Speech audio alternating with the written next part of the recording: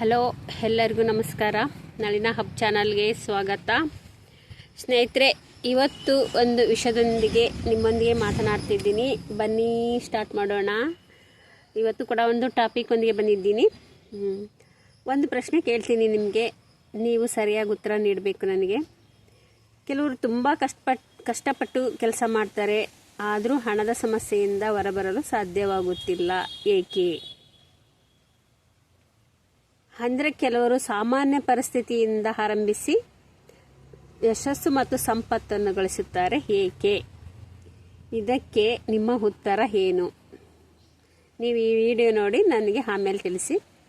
ಇವರಿಬ್ಬರ ನಡುವೆ ಡಿಫ್ರೆಂಟ್ ಏನು?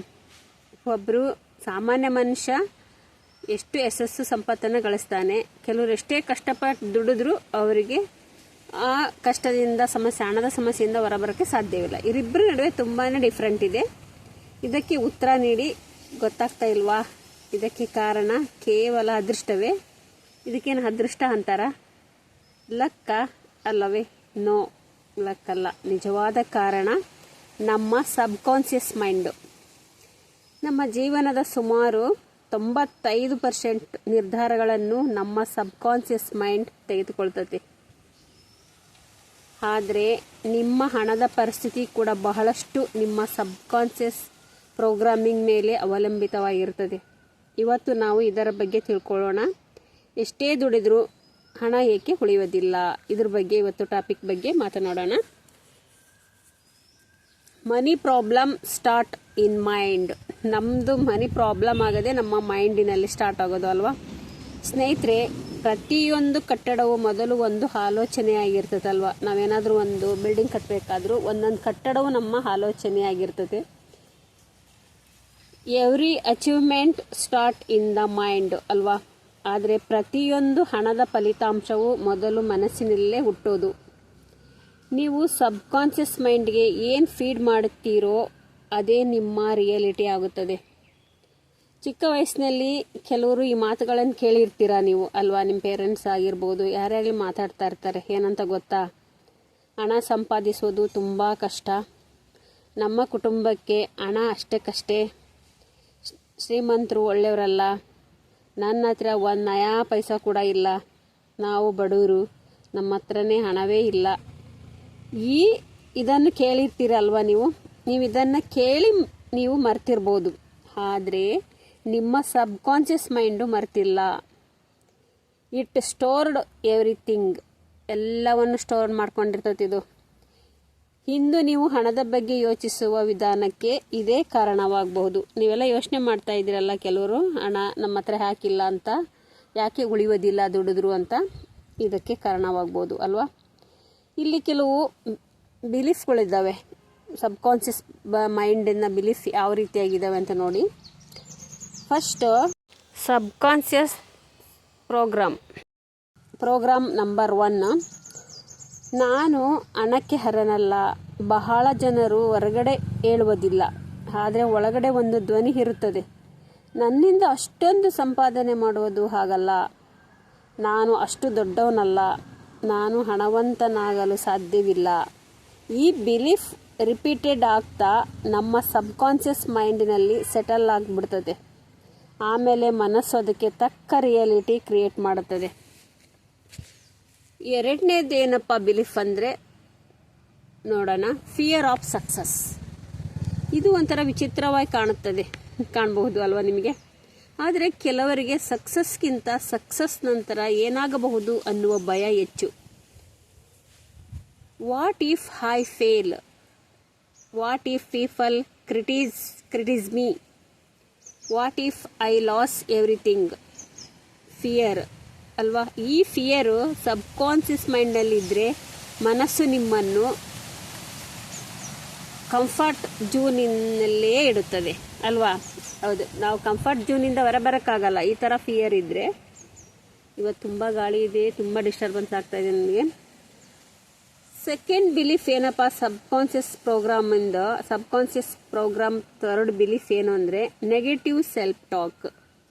ಪ್ರತಿದಿನ ನೀವು ನಿಮ್ಮ ಬಗ್ಗೆ ಏನು ಮಾತನಾಡ್ತಿದ್ದೀರಿ?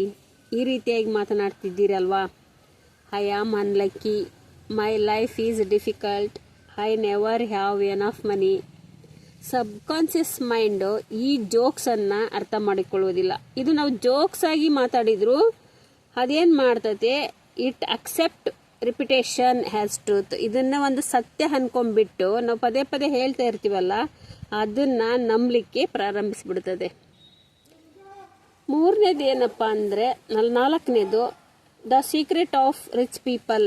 ಅವ್ರು ಯಾವ ರೀತಿಯಾಗಿರ್ತಾರೆ, ಸಕ್ಸಸ್ಫುಲ್ ಪೀಪಲ್ಲು ಯಾವ ಡಿಫ್ರೆಂಟ್ ಪ್ರೋಗ್ರಾಮಿಂಗ್ ಮಾಡ್ತಾ ಇರ್ತಾರೆ.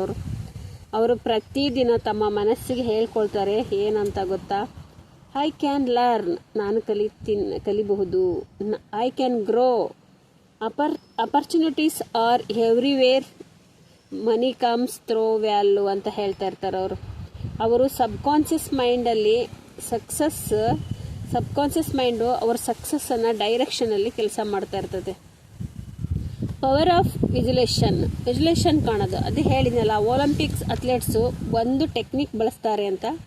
ವಿಜುಲೇಷನ್ ಅವರು ಮೊದಲು ತಮ್ಮ ಗೆಲುವನ್ನು ಮನಸ್ಸಿನಲ್ಲೇ ನೋಡ್ತಾರೆ, ನಂತರ ರಿಯಾಲಿಟಿಯಲ್ಲಿ ಸಾಧಿಸ್ತಾರೆ.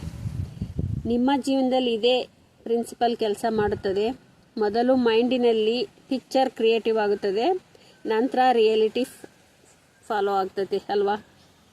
Change your inner conversation. ನಾವು ನಮ್ಮ ಮೈಂಡಲ್ಲೇ ನಾವು ನಮ್ಮ ಒಳಗನೆ ಕಾನ್ವರ್ಜೇಷನ್ ಮಾಡ್ಕೊಳ್ಬೇಕು. ಏನಂತ, ಇವತ್ತಿನಿಂದ ಈ ಮಾತುಗಳನ್ನು ಹೇಳಿ ನೀವು. Money flows where value grows, I am capable of learning ಅಂತ ಹೇಳಿ.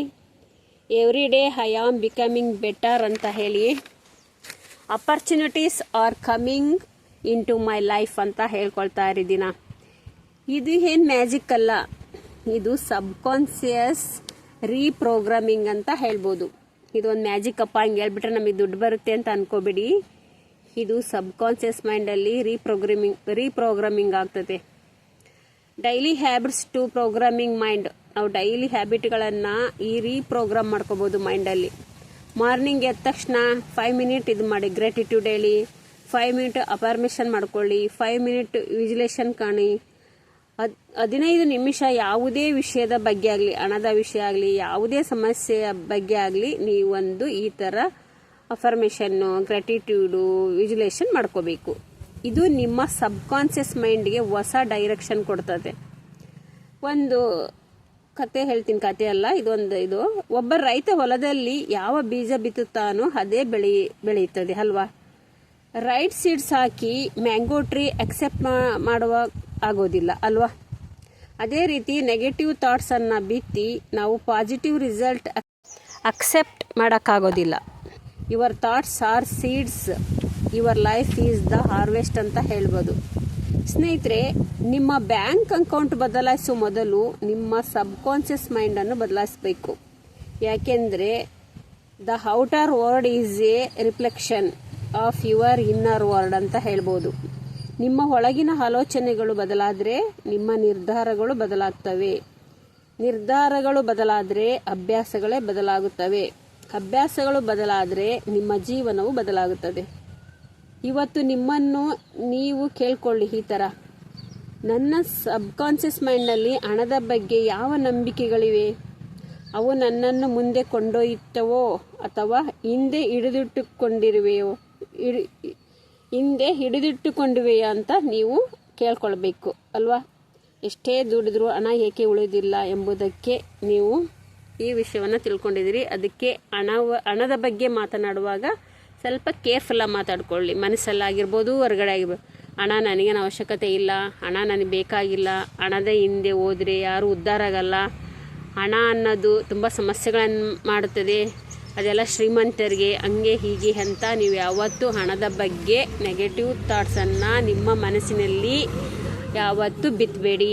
ಅದು ಅದೇ ಥರ ಕ್ರಿಯೇಟ್ ಆಗಿ ಬರುತ್ತೆ. ಅದಕ್ಕೆ ನಾವು ಬಡವರಾಗಿ ಉಳಿಯಲಿಕ್ಕೆ ಸಾಧ್ಯ ಅಂತ ಹೇಳ್ತಾ ಇದ್ದೀನಿ. ನಾನು ಕೂಡ ಬುಕ್ಸನ್ನು ಓದಿ ನಿಮಗೆ ರೆಫರ್ ಮಾಡಿಬಿಟ್ಟು ನಾನು ಕೂಡ ಹೇಳ್ತಾ ಇದ್ದೀನಿ ಅಂತ ಹೇಳ್ತಾ, ಈ ವಿಡಿಯೋ ನಿಮಗೆ ತುಂಬ ಕನೆಕ್ಟ್ ಆಗಿದೆ ಅಂತ ತಿಳ್ಕೊಳ್ತೀನಿ ಫ್ರೆಂಡ್ಸ್. ಈ ವಿಡಿಯೋ ನಿಮಗೆ ಕನೆಕ್ಟ್ ಆಗಿದ್ರೆ ಒಂದು ಲೈಕ್ ಮಾಡಿ, ಶೇರ್ ಮಾಡಿ, ಹಾಗೆಯೇ ಕಮೆಂಟ್ ಮಾಡಿ ಮತ್ತು ಸಬ್ಸ್ಕ್ರೈಬ್ ಮಾಡ್ಕೊಂಡು ನೋಡಿ ಅಂತ ಹೇಳ್ತಾ ಈ ವಿಡಿಯೋನ ಇಲ್ಲಿಗೆ ಮುಗಿಸ್ತಾ ಇದ್ದೀನಿ. Thank you.